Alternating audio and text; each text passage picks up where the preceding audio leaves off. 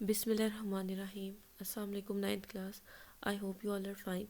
Chemistry का हम लोगों ने चैप्टर नंबर 5 स्टार्ट किया हुआ है, फिज़िकल स्टेट्स ऑफ मैटर। ठीक है। चार्ल्स लॉ, बॉयल्स लॉ हम लोग पढ़ चुके हैं। उसके बाद हमने एग्जांपल्स, न्यूमेरिकल सब कुछ देख लिए थे। उसके बाद आपका जो एएलपी सिलेबस है उसमें जो दो टॉपिक्स आपके रह गए हैं, एक है वेपोरेशन और दूसरा है वेपर प्रेशर। आज जो हम मेन टॉपिक पढ़ेंगे वो है वेपोरेशन, जो कि आपकी बुक के पेज नंबर 84 और 85 पे गिवन है। वेपोरेशन में जो चीज़ें हम लोगों ने आज देखनी है उनमें वेपोरेशन की डेफिनेशन हो जाएगी। उसके बाद ये एक एंडोथर्मिक प्रोसेस है। ठीक है। वेपोरेशन कंटिन्यूस प्रोसेस है। उसके अलावा ये कूलिंग इफेक्ट इसका होता है। फिर हम फैक्टर्स देखेंगे किस किस चीज़ पे वेपोरेशन जो है वो डिपेंड करती है। तो सबसे पहले हमें पता होना चाहिए कि वेपोरेशन क्या है। ठीक है। अवेपोरेशन क्या होती है कि जब वाटर या लिक्विड गैस में कन्वर्ट होते हैं, इसको अवेपोरेशन बोला जाता है।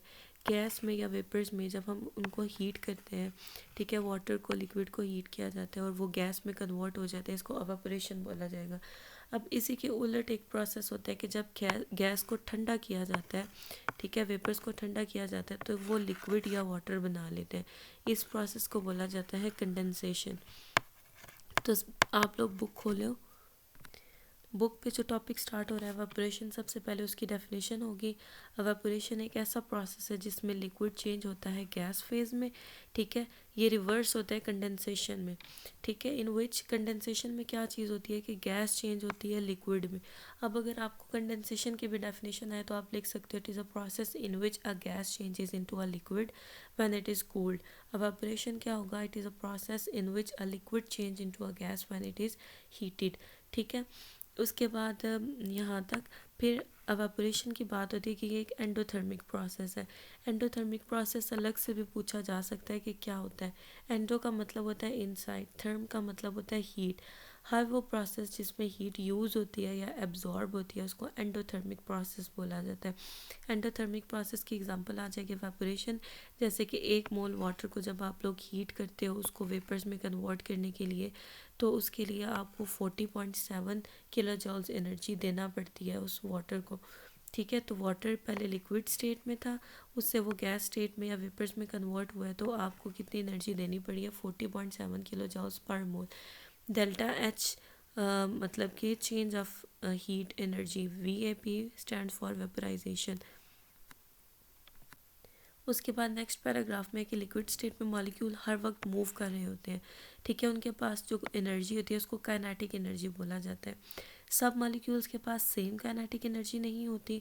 कुछ मॉलिक्यूल्स के पास जो है वो एवरेज काइनेटिक एनर्जी से ज़्यादा काइनेटिक एनर्जी होती है। वो वाले मॉलिक्यूल्स जिनकी काइनेटिक एनर्जी ज़्यादा होती है वो अट्रैक्टिव फोर्सेस को ओवरकम करते हैं। ओवरकम का मतलब ब्रेक करते हैं। फॉर एग्जांपल बहुत सारे वाटर मॉलिक्यूल्स हैं, ठीक है, उनके दरमियान में आपस में बहुत सारी अट्रैक्टिव फोर्सेस होंगी, हाइड्रोजन बॉन्डिंग होगी। तो जिनकी काइनेटिक एनर्जी ज़्यादा होगी वो अट्रैक्टिव फोर्सेस को ब्रेक करके एवापोरेट हो जाएंगे। ठीक है। उसके बाद एवापोरेशन एक कंटिन्यूस प्रोसेस है, हर वक्त हो रहा होता है। ठीक है।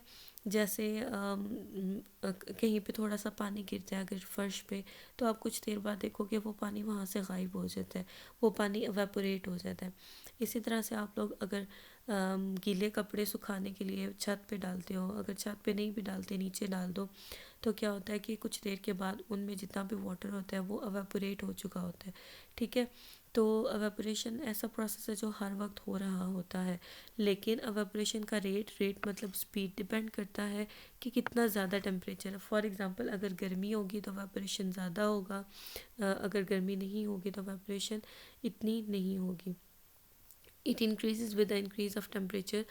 टेम्परेचर के बढ़ने से एवेपोरेशन इसलिए बढ़ती है क्योंकि मॉलिक्यूल्स तेज़ी से मूव करते हैं, उनकी काइनेटिक एनर्जी ज़्यादा हो जाती है। उसके बाद नेक्स्ट है evaporation as a cooling process. Cooling process क्यों होता है? अक्सर आप लोगों ने नोट किया होगा कि जब पसीना आता है, ठीक है, जब स्वेटिंग होती है, परस्पायरेशन होती है, तो हम लोगों को थोड़ी सी ठंड फील होती है या हमें ठंडक फील होती है। इसी तरह से नहाने के बाद भी हमें ठंडक फील होती है। वो क्यों? क्योंकि जो वाटर ड्रॉपलेट्स होते हैं हमारी बॉडी के ऊपर, जब वो एवेपोरेट होते हैं तो उससे कूलिंग इफेक्ट होता है। ठीक है। अब when the high kinetic energy molecules vaporise, the temperature of the remaining molecule fall down. To compensate this deficiency of energy, compensate पूरा करना, the molecules of the liquid absorb energy from their surrounding, as a result the temperature of the surrounding decrease and we feel cooling.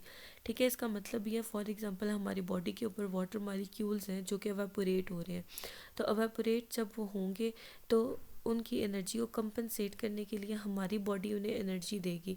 ठीक है, उनके लिए surrounding क्या होगी, हमारी body. जब हमारी बॉडी उन्हें एनर्जी देगी तो हम लोग कूलिंग फील करेंगे। ठीक है, इसकी ये भी एग्जांपल है कि जब आप अल्कोहल अपने पाम पे रखते हो, या फिर अक्सर नेल पॉलिश रिमूवर आप लोग उसको, उससे नेल पॉलिश उतार रहे होते हैं, तो आपको वो कूलिंग इफेक्ट फील होता है। ठीक है, वो कूलिंग इफेक्ट क्योंकि वो एवापोरेट हो जाता है बहुत जल्दी से। उसके बाद फैक्टर्स है कि एवापोरेशन किस किस चीज़ पर डिपेंड करती है। तो सबसे पहला फैक्टर है सरफेस एरिया। सरफेस एरिया जितना ज़्यादा होगा उतनी ज़्यादा एवापोरेशन होगी। फॉर एग्जांपल चाय को ठंडा करने के लिए अक्सर हम उसको सॉसर में या पिर्च में डालते हैं।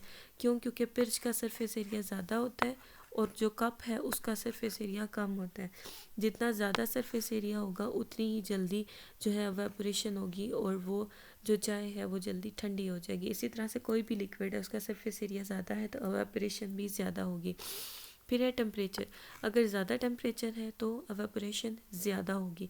इसके लिए एग्जांपल है कि आप 2 कंटेनर्स में पानी डालो, एक में गर्म पानी डालो और एक में ठंडा। ठीक है, इक्वल। कुछ देर बाद देखो कि जो गर्म वाला बर्तन है उसमें एवापोरेशन ज़्यादा होगी, जो ठंडे वाला है उसमें एवापोरेशन कम होगी। इसी तरह से जब हम किसी लिक्विड को हीट करते हैं तो उसमें एवापोरेशन ज़्यादा होती है बनिस्बत रूम टेम्परेचर के। उसके बाद है इंटरमॉलिक्यूलर फोर्सेस। अगर स्ट्रॉन्ग होंगी तो मॉलिक्यूल्स को डिफ़िकल्टी होगी एवापोरेशन में।